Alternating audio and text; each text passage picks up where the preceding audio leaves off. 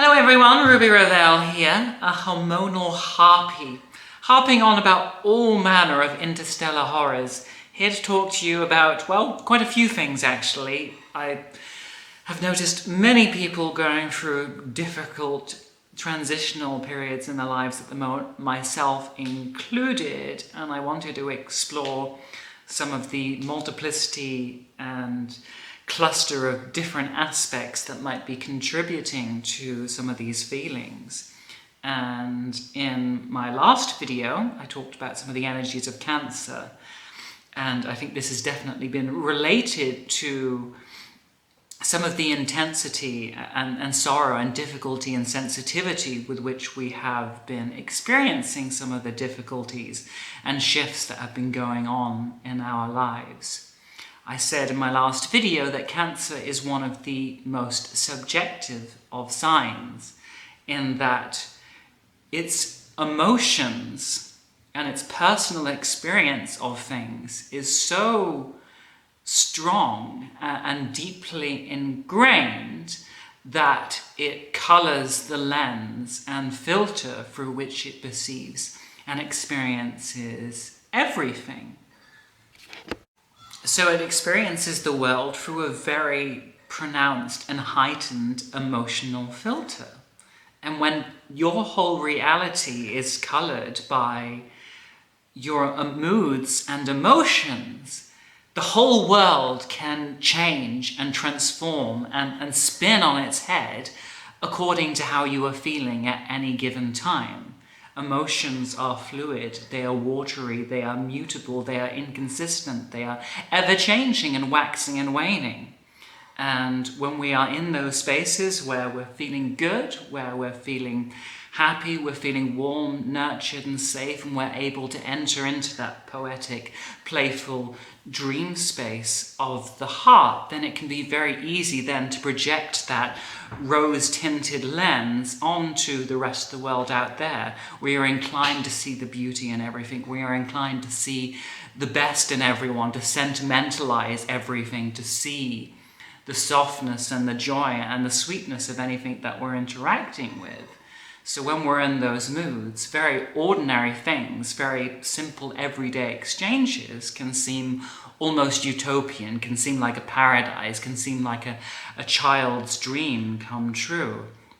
But I think in order to understand Cancer and the moon, the planet by which it is ruled, we have to look at some of the mythology and archetypes that we have surrounding moon goddesses.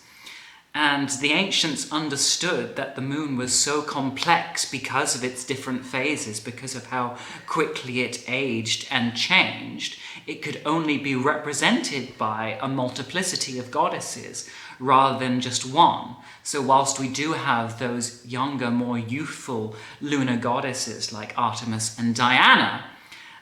we also have those lunar goddesses like Hecate, who were these terrifying witchy goddesses of malevolence, vengeance, destruction, and black magic. And those goddesses help us to understand how quickly the world can spin on its head once our mood has changed. So when we're in that Cancerian dreamy state, we can be in that place where the world feels lovely and sweet and cute and kind. And yet all it can take is just one little experience to upset us, to make us graze our heart, to stab us or puncture us or infiltrate and infect our sense of safety and security in some way. And suddenly that rose-tinted lens is obstructed and mutilated by thorns. The world, from having been this safe, beautiful place a moment ago, can now seem like a hellscape, like a nightmare, like this horrible fever dream in which everything is working against us. And its reality is coloured by what it feels to be true. And this is the difficulty, that when we are feeling that everything is good, we make it good in our minds, whether it is so. But once those feelings have tipped into the dark side of the spectrum, to the shadowy phase of the moon,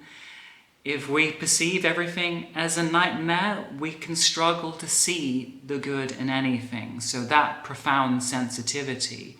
can make the world a very changeable place, a utopia. One moment, a hellscape, the next. Cry and scream it all out and you're back to being in a lovely utopia again.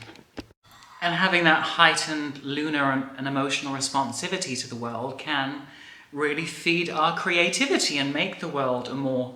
colourful, if sometimes overwhelming space, because we are always seeing the dreaming, hypnotic, oniric quality in everything. We can tease out those inner myths and dreams and images and deeper intuitive understandings of people very easily. But because those emotions are so intensely subjective and personal, when we're in that Cancerian space and we're going through those periods where we are stuck in those darker sides of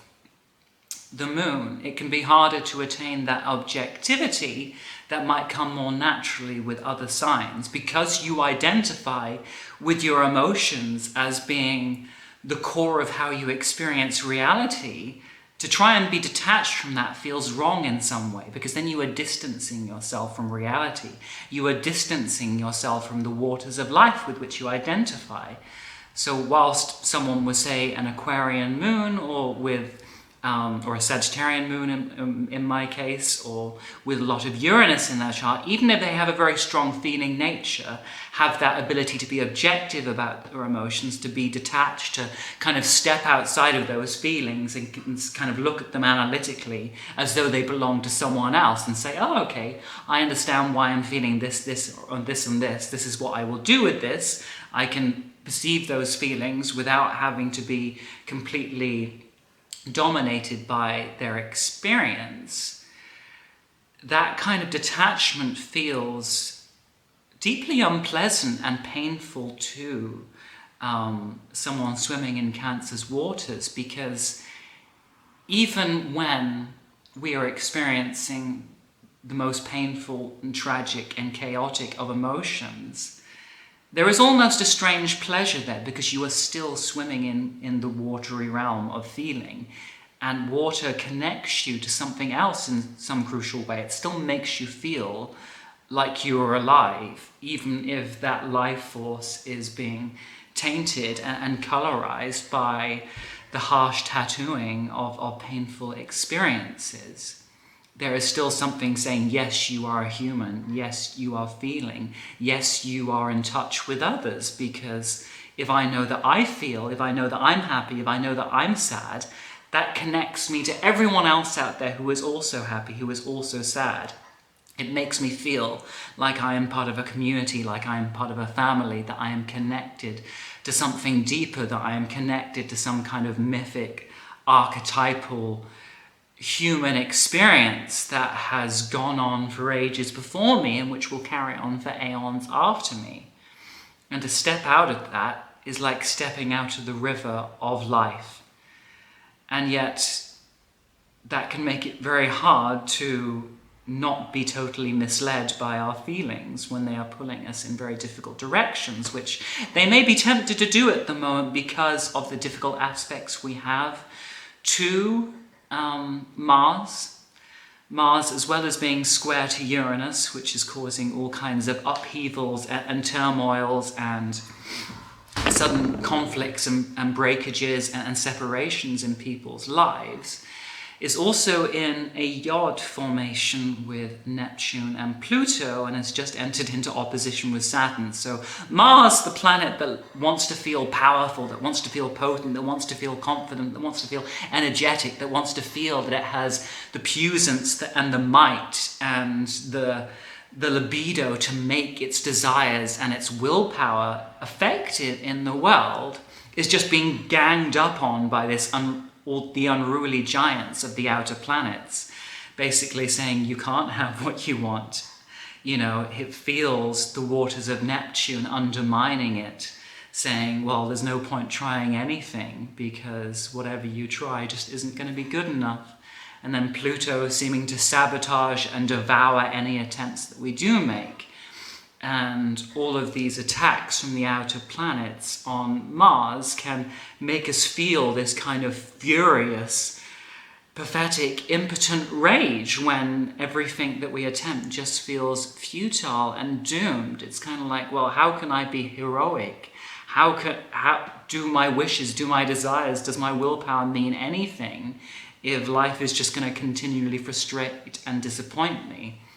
I think feeling that on top of Cancer's sensitivity, which is also in a square to Chiron, can take us into some very raw, deep, and vulnerable places that it's not always easy to find the meaning of in the moment. And the Chiron aspect is difficult for similar reasons, because one of the motivating forces within the sign of Cancer is to find a place where it belongs, whether that is a home, a relationship, a community, just any area of life in which it can carve out for itself and create a nest in which it feels safe, in which its inner child feels that it can completely let its guard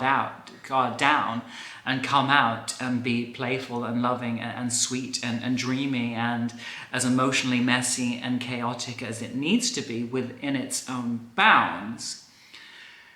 That desire to find a place that is intrinsically ours, that is the shell and carapace and cute farmside cottage that we've built up around ourselves to protect us from those dark outer forces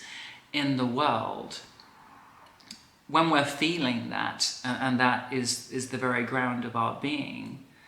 when we have that aspect to Chiron, which very often represents the part of us that feels wounded, that feels exiled, that feels alien, that feels like it is this creature that was born to suffer and be victimized, and which is in some way too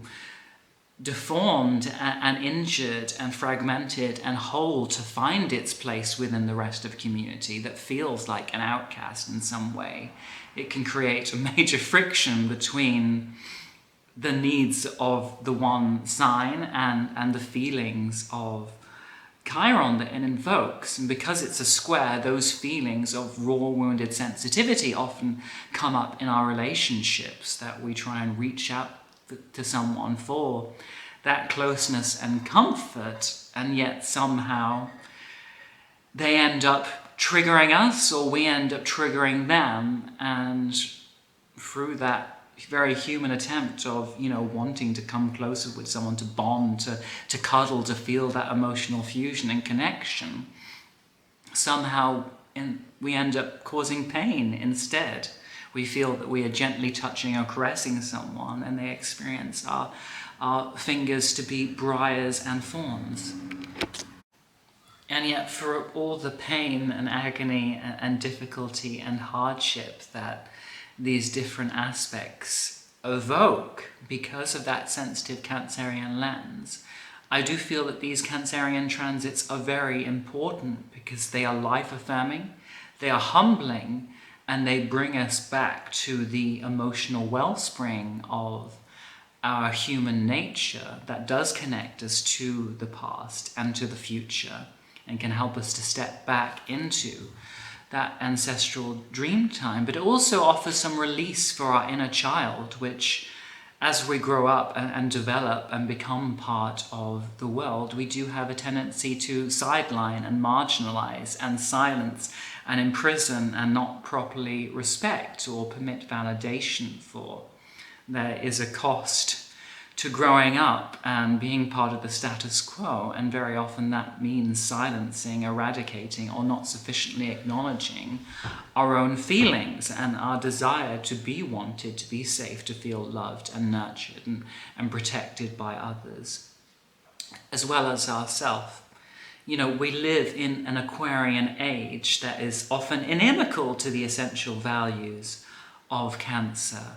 Aquarius values objectivity, reason, logic, the scientific method, being empirical, looking at things from that distant, detached lens. And it means that we have a tendency to view almost all emotional experiences that are the very essence of what it is to be human in a negative way. We have a tendency in our current zeitgeist to see almost all emotions as in some way pathological, as a symptom of mental illness, of psychological disease, rather than being an actual basic human experience that could have some kind of worth or meaning of its own. But because we believe so strongly in that quest to civilize ourselves and be detached and reasonable from our emotions so that we can serve that collective without any bias, it means a lot of the time our human feelings, which exist whether we like them or not, get marginalized. They get sidelined, they get silenced, they don't feel like they're being listened to or respected. And that is why so often and increasingly I feel our emotions do manifest solely through mental illness, because they have been so misunderstood and mistreated and not listened to, that the only way our emotions can get the recognition that they deserve is to manifest in some kind of emotional or physical crisis that will force us to pay attention to them, because we won't in any other way. We'll just carry on ignoring them and putting baby in the corner.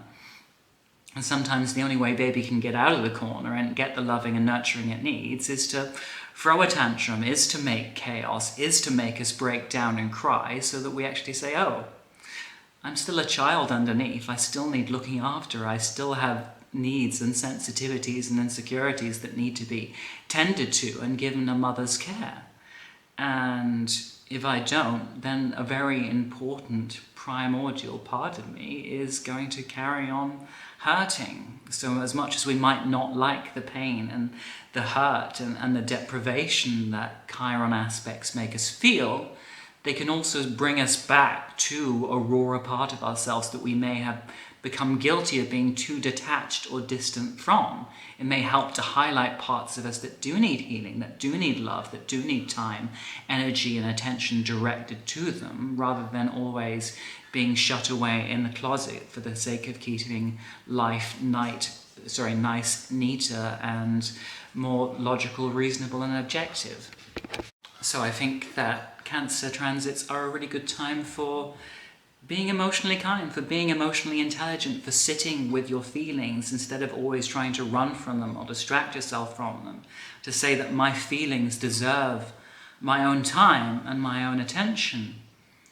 Because how we treat our own feelings and the importance that we place in our own feelings will to some extent also determine how other people respond to our feelings as well. And if we're constantly telling ourselves that our feelings aren't important and we're not giving the time, energy and nurturance that they deserve, people are probably going to be equally negligent, because we have set that precedent of these things being things that can be constantly swept under the rug and trampled and not acknowledged. When we say, no, actually my feelings are valid and they do deserve to be listened to, we can start having those conversations. We can start being more open and genuine with people about where some of our actions and behaviors are coming from. I think when we're having those difficult feelings that are so childish and silly and spiteful and petty sometimes, we want to try and create some convoluted reason for why we're feeling that way, or to try and make our feelings look more adult or objective or serious than they are. And when we can just be honest about that wounded, starving, crying, confused, bewildered little child on the inside, it can be easier for other people to understand us and to hopefully love and nurture us accordingly. So I guess what I'm saying there is, take time to be a baby. Take time to be a child. Take time away from that constant saturnine pressure to be perfect, to always being controlled, to always being structured and in control and managing everything. Take time to relinquish it and let it all go if possible. Obviously we can't do that all the time, but we all need little dollops where we take the reins off, we take the yoke of adulthood off of us, and we give us some holiday from that structure and that maturity that can be a prison. The validity and the importance of cyclically going through the water signs, which many people can find difficult, is that they force us to confront feelings that we would otherwise just endlessly run from. But water can be something that we can drown in, but it can also be healing. The very essence of life is water. And so to return to those waters, while it can feel like a purgatory or make us feel out to sea initially, can also revive us, can also make us feel rehydrated in areas where we might have been suffering from some kind of inner drought, because we have been too cut off from the vital source of life. If we want to feel youthful again, if we want to feel vibrant and alive again, sometimes we have to go back to being a baby and a child again, because that was when we had the most life. That was when we were experiencing things and feeling that fluidity and interchange between ourselves and the rest of the cosmos, where we felt more connected, where we didn't have all these boundaries and barriers and prison bars chafing against us all the time, which are important for acting as containers for things, but sometimes can become too tight, too square, too claustrophobic. You know, waters can help to blur the edges, to soften the boundaries, to make life feel a bit freer and more open and spacious and dreamy and playful than it sometimes is.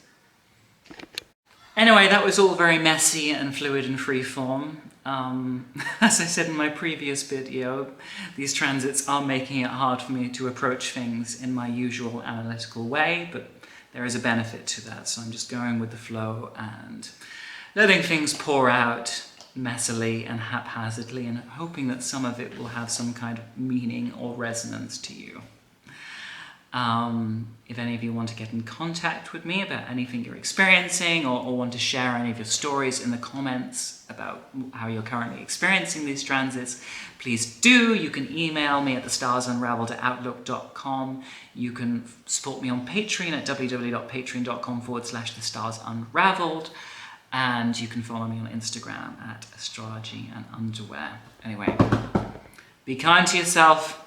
be a baby, and I'll see you later.